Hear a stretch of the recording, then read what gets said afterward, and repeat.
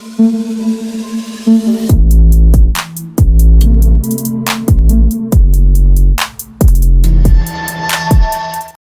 warahmatullahi wabarakatuh nih teman-teman ya. Selamat siang buat seluruh komunitas di channel. Apa kabarnya buat teman-teman semua? Semoga kalian diberikan kesehatan selalu teman-teman ya. Happy weekend buat teman-teman seluruh komunitas di channel. Oke teman, di kesempatan kali ini teman ya, gue akan coba ngebahas salah satu permintaan dari komunitas di channel ya, di grup Telegram kemarin teman. Ya, sebenarnya ini udah gue share sih, tapi nggak apa-apa lah ya, gue iseng aja buat konten ya, supaya lebih jelas lagi gitu teman.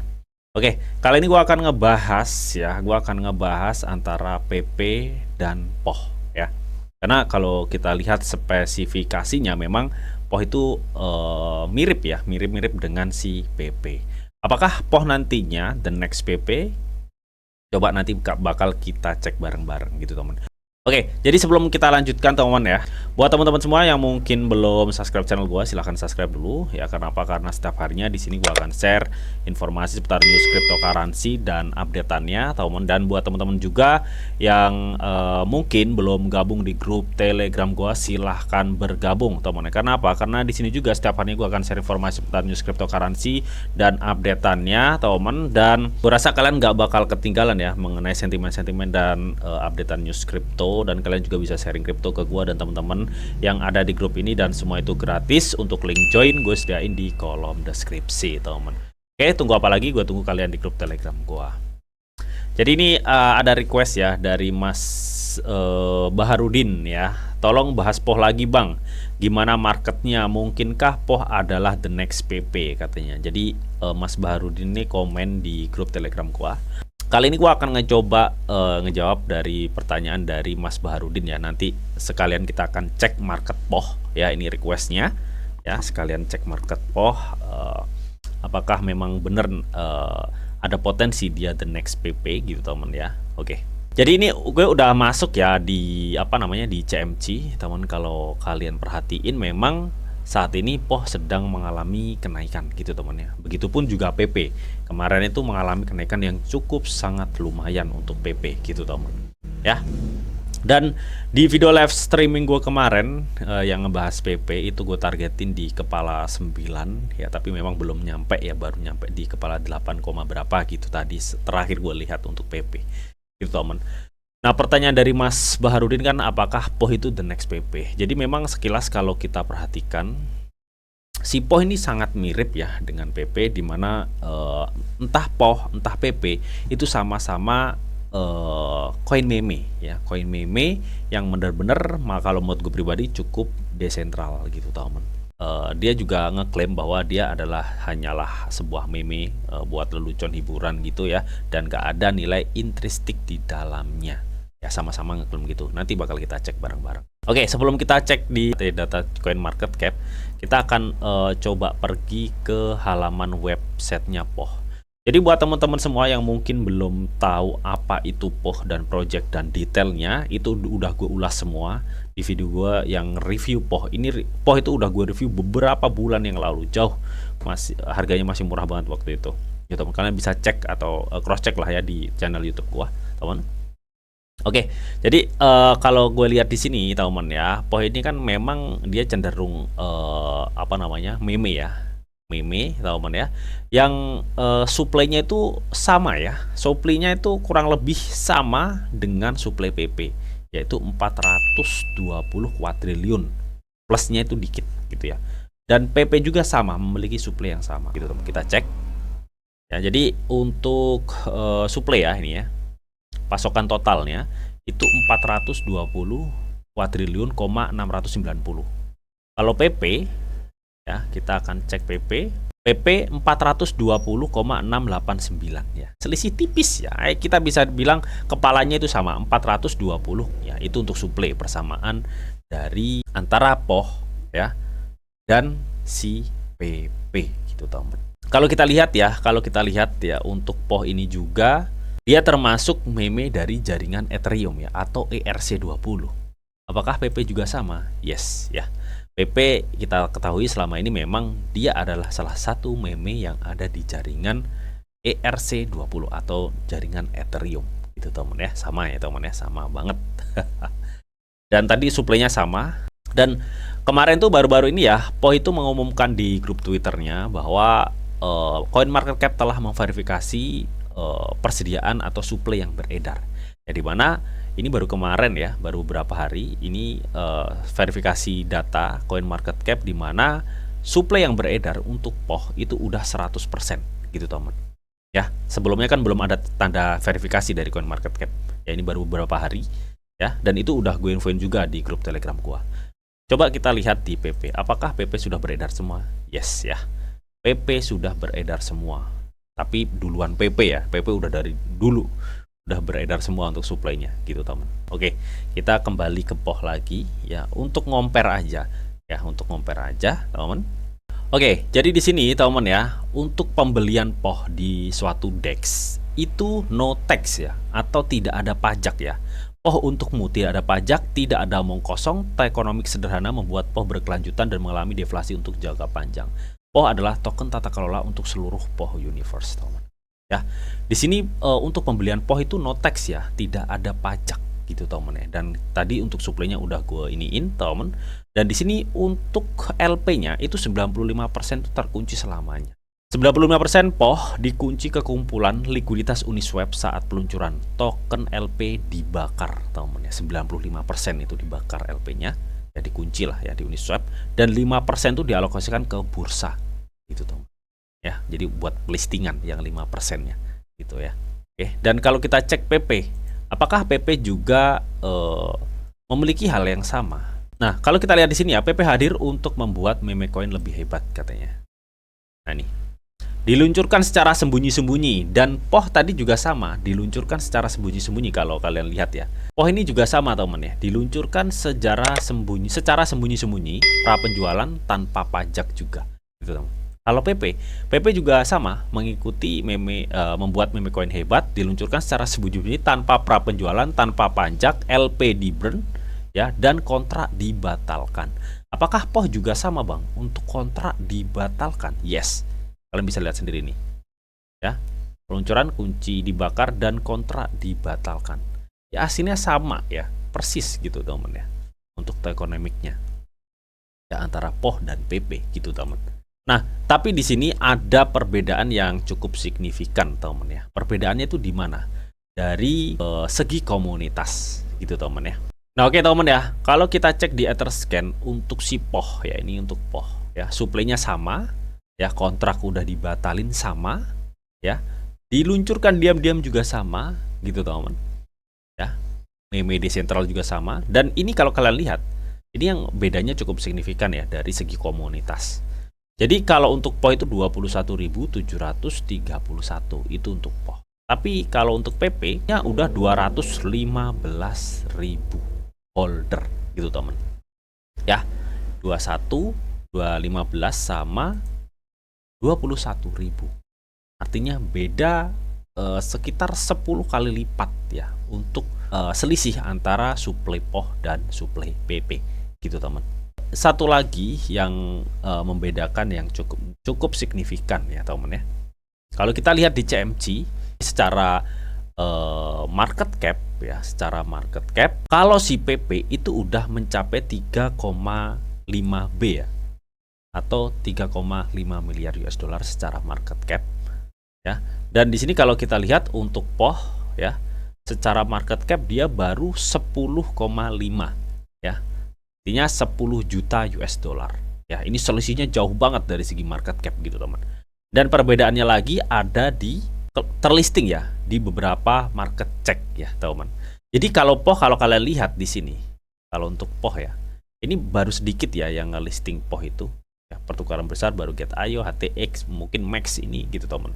Ya. Tapi kalau kita cek di PP ya, ini yang ngelisting udah banyak ya, Binance, Bybit, Get.io dan lain-lain. Jadi banyak pertukaran tier 1 yang udah ngelisting si PP. Ya, jadi kurang lebih seperti itu teman ya, antara persamaan dan perbedaan PP dan POH. Ya, melihat dari ini semua gitu teman ya, melihat dari ini semua ya, dari mulai kita tadi chainnya pakai apa, supply-nya terus peredaran suplainya udah berapa, apakah si PAU sama si PP nggak menerapkan sistem pajak, LP sama-sama di-burn, kontrak sama-sama dibatalkan, market cap-nya yang berbeda, dan pelistingan market besarnya yang berbeda. Di sini kalau gue lihat sih ya, secara tokenomik ya, dan strateginya sama sebenarnya teman-teman. Hanya saja memang secara komunitas itu masih kuatan PP daripada POH gitu teman ya. Jadi gini teman ya, kalau misalkan ada yang bertanya apakah POH itu the next PP, kemungkinan bisa dan ada peluang ya untuk POH ya. Jadi secara tokenomik dan beberapa mengenai penjelasan di POH-nya sendiri, ini sama persis dengan si PP gitu teman ya, sama persis dengan si PP ya.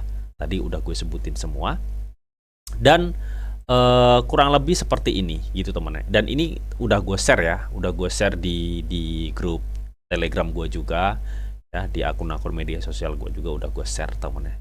Jadi ini adalah persamaan yang cukup mendasar antara PP versus POH gitu teman ya. Sedangkan kalau kalian PP itu harganya udah lumayan, tapi cukup big potensial. Dan POH ini harganya masih cukup murah intinya teman-teman. Oke teman, di sini gue udah masuk di marketnya POH per USDT di time frame 1D teman ya. Jadi memang terlihat ini POH juga sudah mulai ada kenaikan ya teman ya. Kalian bisa lihat di sini teman, ya sudah mulai ada kenaikan teman ya. Tapi kenaikan ini apakah memungkinkan POH akan naik lebih lanjut ya teman? Gue rasa sebenarnya memungkinkan ya, sebenarnya memungkinkan. Karena di sini kalau gue lihat dia udah ngebentuk sebuah support ya, double support, yang artinya memang di area sini itu tekanan belinya itu cukup besar untuk si POH ya. Di area sini yang gue buletin ini gitu teman. Ini di area sekitar kepala 18 gitu teman. Dan tadi semalam harganya naik sampai kepala 29 dan terjun ya. Kalau gue lihat sih ya. Dan saat ini lebih stay di kepala 25 teman. Nah, pasti timbul pertanyaan ya. Oke bang, kalau saat ini apakah dia koreksi lagi atau gimana gitu ya. Ntar kita akan coba cek dari segi volume transaksi ya. Apakah ini memungkinkan akan koreksi lagi untuk POH. Oke, jadi di sini teman ya, dari segi volume transaksi memang ini cukup kecil teman ya. Meskipun banyak pembelian ya, sudah mulai ada pembelian lah, bukan banyak. Sudah mulai ada pembelian di area sini nih, di area sini. Ya. Tapi ini volumenya itu cukup kecil. Jadi artinya adapun kenaikannya itu cukup kecil. Ya, ini lebih cenderung bertahan ya kalau segi harga. Karena kalau gue lihat di sini untuk faktor penjualannya ini ya, candle merahnya cukup tipis. Jadi gue rasa area saat ini adalah kemungkinan akan dipertahankan untuk si POH ya. Adapun kenaikan itu gue rasa cukup kecil karena volume transaksinya ini dari mulai 6 April sampai 4 Mei ini cukup kecil banget untuk POH. Yang nggak sebesar volume transaksi yang di sini atau enggak yang di sini ya. Jadi kalau kita di sini ngarep bahwa POH itu akan naik parah, gue rasa untuk saat ini belum ya, belum, karena volume transaksinya cukup kecil banget gitu ya. Dan dari segi RSI-nya gimana bang untuk POH? Oke, jadi kalau gue lihat ya dari segi RSI untuk si POH ini masih memungkinkan POH. Gue rasa ini ya teman, ada kemungkinan dia akan koreksi ya, karena dari segi volume transaksinya cukup kecil banget gitu ya. Jadi gue rasa ini akan kemungkinan koreksi kan gini ya, ya ada kemungkinan gini teman, koreksi ya. Jadi gue rasa ini POH ada kemungkinan koreksi, tapi koreksinya tadi kalau gue lihat dia ada demand yang cukup besar banget di area kepala 18 teman. Mungkin koreksi-koreksi ya bisa aja dia di kepala 20, 21 gitu teman. Berasa sih seperti itu ya. Dan kalau gue lihat dari segi MACD ini bener-bener ya, kalau untuk MACD POH ini memungkinkan akan ada kenaikan lebih lanjut sepertinya untuk POH ya, kalau memang dia berhasil atau dia memungkinkan mempertahankan demand saat ini gitu teman ya. Kalau kita lihat di sini sudah bersilangan ya, jadi ini masih memungkinkan ya POH itu ada potensi kenaikan lebih lanjut, karena di sini belum ada indikasi bahwa akan ada penurunan lebih lanjut untuk POH gitu teman ya. Meskipun kalau kita lihat dari segi volume transaksi dan RSI itu memungkinkan dia ada potensi mengalami koreksi. Jadi bisa gue bilang kesimpulannya gimana Bang untuk market si POH saat ini gitu ya teman. Oke, karena kalau gue lihat ya di sini, jadi kan gini nih. Nah ini gini ya, bisa kita bilang gitu. Jadi ada demand kuat itu di area kepala 18-an, di area sini yang gue buletin ini, dan area resistennya di sini. Dan kalau kita lihat memang untuk harga POH saat ini kan udah terkoreksi gitu teman ya. Coba kita akan coba detail apa namanya, yaitu ada potensi terkoreksi nyampe mana gitu. Oke teman ya, jadi gue rasa dia akan mencoba untuk bertahan di area sini gitu teman. Nah, di area sini nih ya, di kepala 24 sampai inilah ya, di 22 cuy. Oke, di 22 inilah teman ya, gue rasa kemungkinan ya teman, kemungkinan masih dia akan mencoba untuk koreksi ya. Kalau gue rasa ini akan masih ada koreksi gitu teman. Sini nih. Untuk saat ini kan dia masuk di 0,382 ya. Gue rasa ini area saat ini masih akan dipertahankan. Tapi kalaupun dia turun, gue rasa dia akan bertahan di area 2 inilah. Video sini, sorry. Di 2 ini ya, 2322 lah ya teman.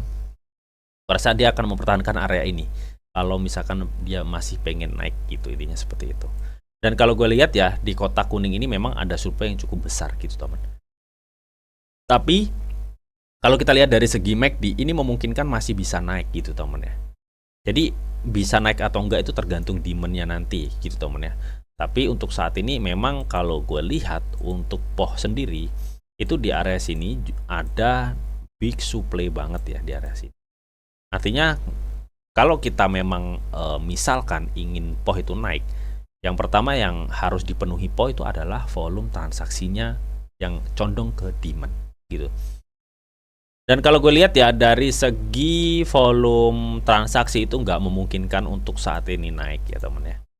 Tapi dan dari RSI-nya juga itu belum memungkinkan juga. Tapi dari segi apa namanya MACD itu masih memungkinkan dia akan naik lebih lanjut. Gue rasa dia akan turun gini, baru gini gitu teman. Gue rasa seperti itu untuk pergerakannya.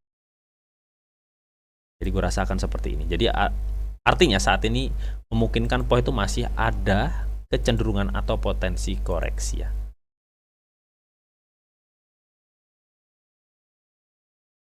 Oke, masih ada kecenderungan koreksi, kemungkinan ada di 23 sampai 22 lah ya, teman. Nah, nanti Bang kalau misalkan dia naik dan mampu nge-breakout area konfirmasi di 29 itu dia jatuhnya nanti nyampe mana Bang? Kemungkinan ya kalau dia berhasil nge-breakout area 29 ini, dimana ini adalah area resisten tadinya yang susah di breakout, kemungkinan ya gua rasa dia akan ngarah di 0,618 Fibonacci ya. Kita ambil satu bar di bawahnya, kemungkinan bisa aja ke sini gitu ya, di area sekitar 0,003435 teman, di area sini nih, di sini. Oke, mungkin itu aja teman ya untuk analisa gue untuk POH, dan tadi udah gue compare juga antara POH dan PP. Bagaimana menurut kalian mengenai hal ini? Apakah kalian yakin bahwa POH ini akan nantinya the next PP berikutnya? Kalian bisa tulis di kolom komentar teman. Oke, mungkin itu aja yang bisa gue sampaikan ya teman di updatean antara PP dan POH, dan kita juga udah cek marketnya tadi seperti apa ya.